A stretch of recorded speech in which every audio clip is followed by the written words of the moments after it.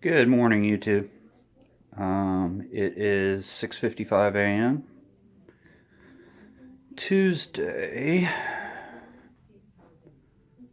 March 6th. So I just got up and made some coffee and checked up on some of the channels I'm subscribed to on YouTube and came across a video that the Southern Lady posted. Special shout out to her. And she touches on, she's kind of in a rut. She's been working on getting onto the road. She lives down south somewhere. I'm not completely sure where. But she's realizing that, trying to get on the road and trying to do this nomadic lifestyle is, a pretty hard thing to do. You got to save up money. You got to be prepared. You got to have the right rig.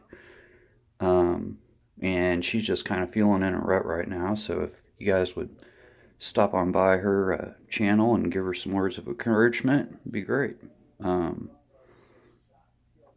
She seems like a very decent, nice, down-to-earth person. And just like to wish her the best, I will tell you this, I myself know that, traveling will be hard. I just had to make reservations for campgrounds in Colorado yesterday, and that was a big runaround. Apparently there,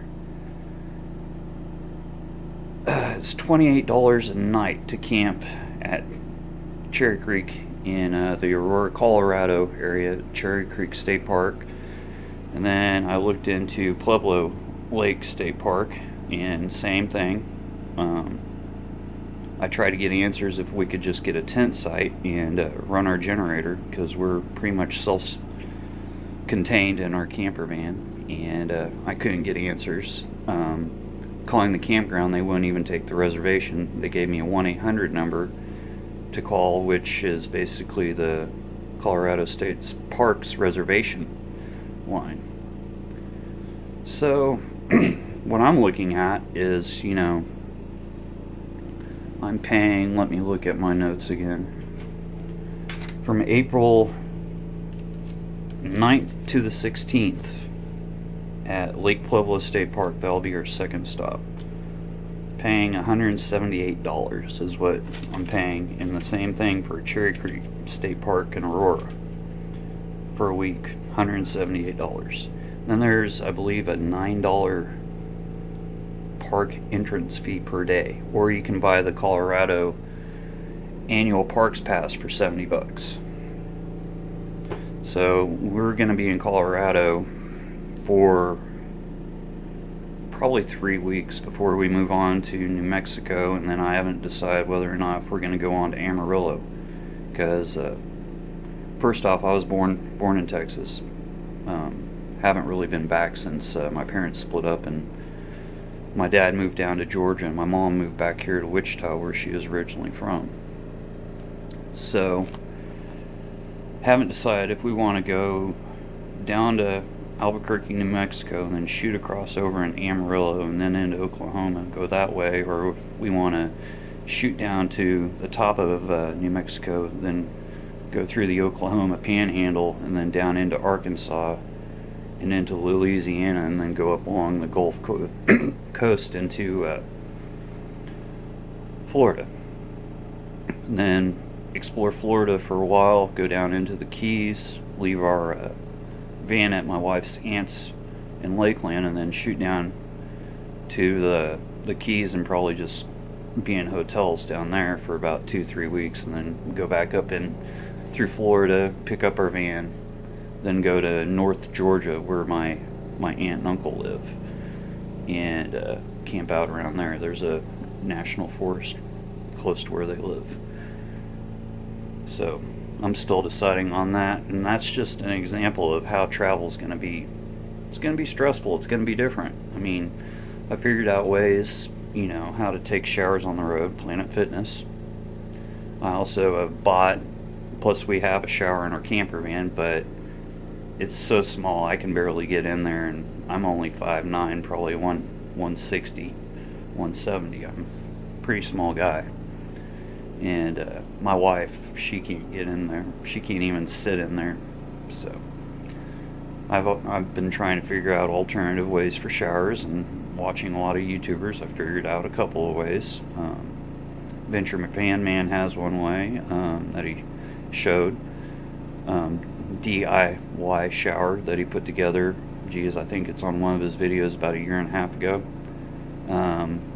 Evie Nova, she put out a how she showers video, and I actually went on Amazon and got the exact shower setup that she has, which is basically you charge it with your cigarette lighter, you put the water pump down into a big water container. I got the same exact container that she has on her video, and you set up an outside shower stall.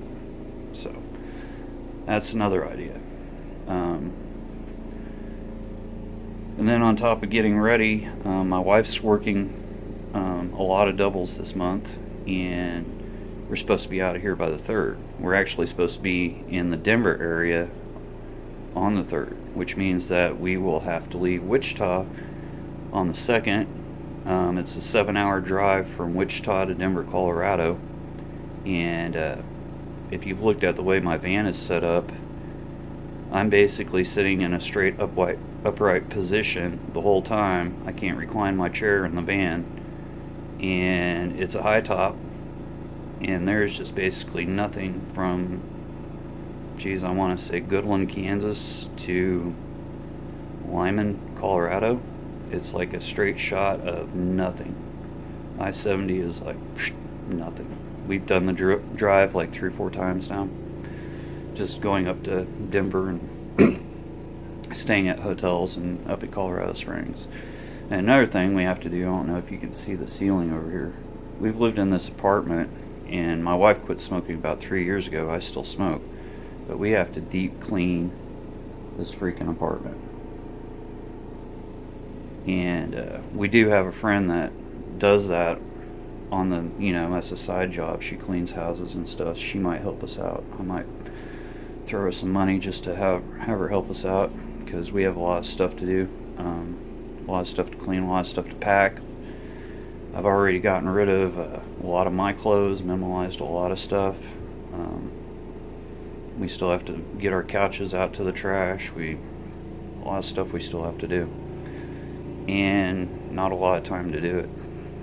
But anyway, you guys, if you see this video, go over and check out Southern Lady's channel. Give her some words of encouragement. And one thing she does touch on is a lot of people, they make this travel life, this nomad life, look glamorous. And it really isn't. And people have been doing this for a very long time. People have been living in vans and RVs for a long time before YouTube came around, and we're pretty good at retiring and saving money and doing it. Anyway, just thought I'd have a quick morning coffee chat with you guys. Hope everybody's doing well. Peace.